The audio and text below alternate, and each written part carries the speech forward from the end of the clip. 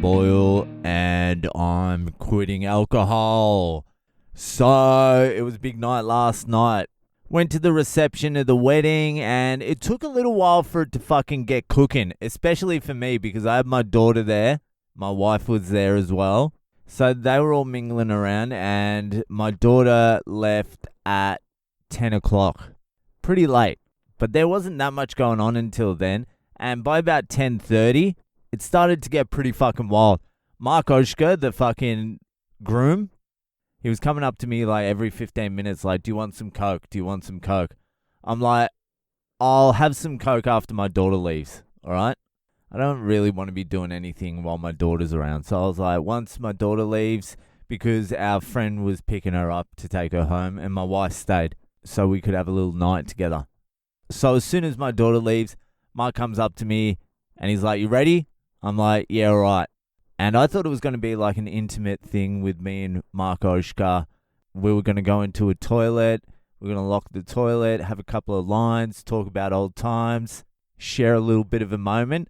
But that's not quite how it worked out. He took me to the disabled toilets where there was like already 5 people in there. And he walked in and said, oi, can you give Boyle a fucking line? And no one in there was fucking paying attention. And then Mark Oshka walked out. They locked the door behind him. And now I'm in the disabled toilets with 5 cunts that I've never seen before. I don't know any of these cunts. And they are fucking cooked. They were proper fucking cooked. I was like, do I need to be doing this? Anyway, one of the dudes in there was like, he was either Thai or Vietnamese, and he had 2 teardrops tattooed under his eye. And he was in the middle of telling a story how he'd been in prison for 10 years in Vietnam, I think it was. How he killed 2 people and he went to jail in Vietnam and he had to shit in the corner. There was no food, no nothing, whatever. And that's when he decided, I'm not going to be a bad guy anymore. He was racking up lines. Like, he was still going pretty hard on the coke, but I guess the violence was out of his system. It didn't look like it. He looked like a dangerous cunt still, but when you're locked in a disabled toilet with a murderer and 4 other cunts, you have no idea who they are, and they're all doing cocaine, you've got to fucking nod your head a little bit. I'm proud of you, man. That's what I said. I'm proud of you.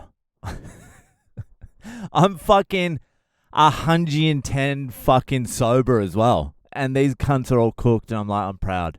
I'm fucking proud of you, mate. That's like after a minute and a half of being in this fucking toilet. And then some cooked cunt fucking racks me up a line, gives me a note, and I do the line, and it does absolutely fucking nothing. Absolutely fucking nothing. So now I'm in the toilet, and I just want to leave, but I don't want to be rude either to these absolutely fucking cooked cunts. So I fucking spark up a little bit of conversation. I have no idea what any cunt was saying. Everyone starts dancing in there. Like, everyone's dancing in the disabled toilet. One girl is like dancing and telling me about her sister in England. I'm like, fucking, this just is not my scene anymore. This is not the scene. I don't want to be a part of this at all. And then I'm like, I got to get the fuck out of here. So I start dancing towards the door. I'm like, yeah, all right. And I fucking get to the door. I'm like, thanks for the line. Have a good night, guys. See you the fuck later. And I walked out. And I'm like, I don't need to be doing coke in disabled toilets with fucking strangers anymore. My coke in disabled toilets with strangers days are over. Anyway, my MDMA days weren't over because I still had a couple of pills. They were called super pills. That's what they said. They're like, they're fucking super pills. What you do is you eat half and then an hour later eat the other half because they're fucking heavy. I'm like, yeah, all right. And Izzy and Drew took it earlier, and Izzy comes up to me. He's like, only eat half, man. Only eat half. I'm like, okay, I will. So once I was out of the toilet, I snapped off a half, and then it started lighting up. The fucking party started lighting up. Hadn't hit me or anything yet, but fucking door was fucking fucked. An hour earlier, he was on waters, and he was telling me how he's become naturally responsible now. He's just really naturally responsible. Like, he's like, I've stopped drinking. I'll probably go home in about an hour and a half. I don't know what it is. I guess it's age. I've just become like naturally responsible. Exactly an hour and a half later, he was fucking absolutely tanked.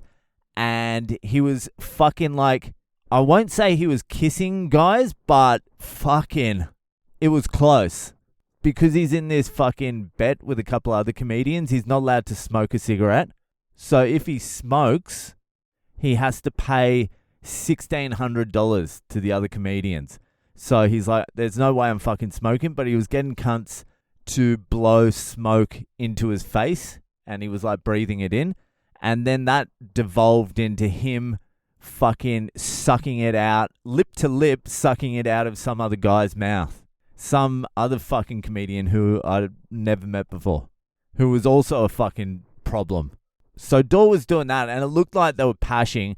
And this is out the front, and there was like a family there, a conservative family. I think it was Ojka's stepdad or something like that, who's a Christian fucking missionary type. And him and Ojka's nephews are out the front watching Dor basically make out with this other guy to get the cigarette smoke out of his mouth.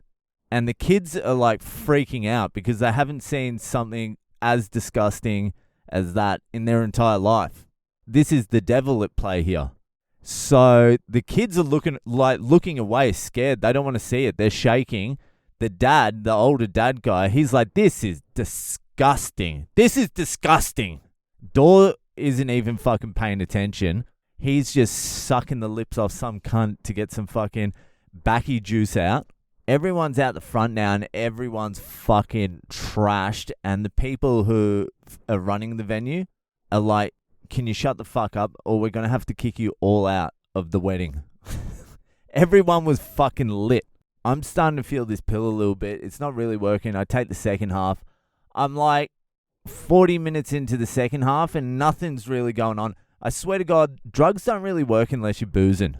Unless I've got like some extreme tolerance, which I don't think I do, it's all fucking booze. So I've had one of the super pills, and I'm like, well, this isn't doing anything. So I take another full one, and I'm like, I hope this does something. And then we all fucking make our way to the Royal Oak. It's pretty fucking messy. There's yelling going on. The second one did a little bit, but by the time it was doing anything, it was like 2 o'clock. I was fucking tired. My wife was like, I want to get the fuck out of here. I was like, I'll catch a taxi later. I'm going to stay here with the guys. And then I looked around who was there, and I would never have done this previously. I looked around at the people who were still left at the Royal Oak at 2 o'clock. I was like, it's Izzy. There was like Nikki Barry. There was a few others. And I was like, actually, I might just go home with you, babe. I think the night's done. And Izzy was like, dude, go the fuck home. There's nothing happening here. It's fucking over. Just go home. I'd be going home if I was you. So I just went home and then fucking passed out. Went to sleep. Woke up in the morning fucking fresh as a fiddle for some reason. A little bit tired because I didn't get that much sleep. I woke up at fucking 8:30. And then I remembered today is the day I have to go and meet Adrian.